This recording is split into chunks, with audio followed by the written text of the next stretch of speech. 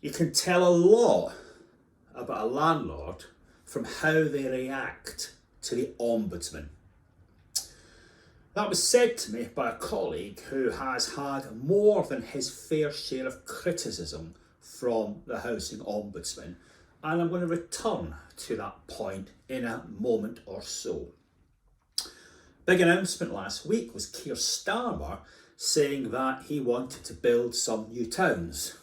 Echoes of Policy Exchange back in 2019 with their idea of 15 beautiful new towns, and Boris Johnson's plans to do something no one ever really understood with another 100 towns. But there we have it. It was a very welcome announcement by Sir Keir Starmer. I certainly liked it, the NHF liked it, everyone liked it. Part of the reason for that, of course, is that it is a blank canvas. We can start afresh, we can do something good, something interesting.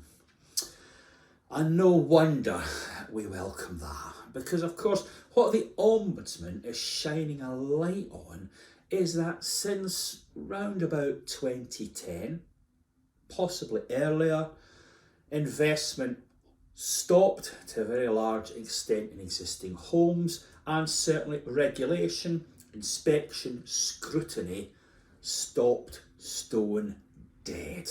Self-governance amongst housing associations simply did not work. Now, I'm not saying everything that the Ombudsman says or reports is 100% correct. That never applies to any organisation, but there's a lot more truth in it than errors. So on the whole, I do very much like what he says. I'm not unsympathetic to organisations that have got specific criticisms, but on the whole, the Ombudsman is doing a good job in illustrating what has been missing for the last decade or so.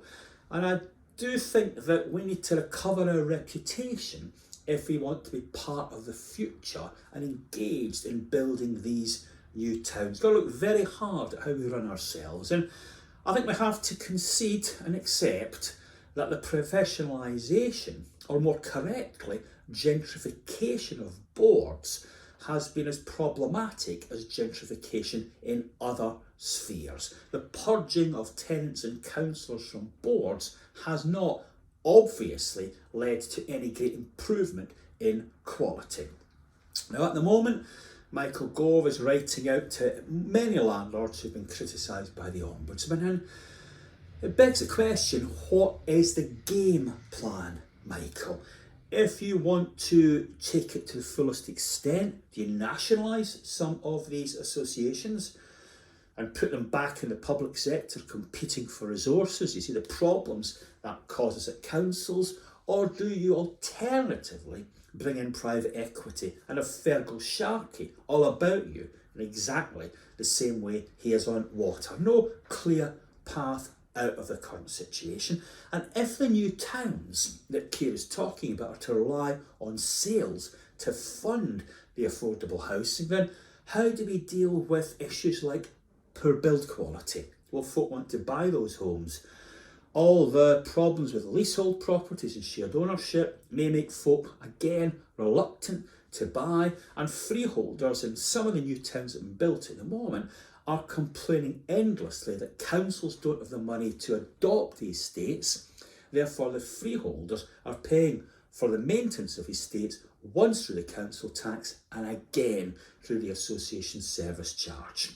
So I think there's two limbs to this argument. Number one, we have got to recover our reputation in housing by getting a lot better at managing our existing properties and governing ourselves.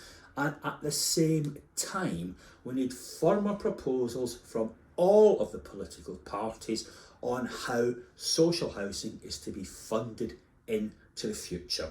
And if we don't do that, we're going to be writing an awful lot of letters to each other. Thanks for your attention, and I hope to see you all again very soon.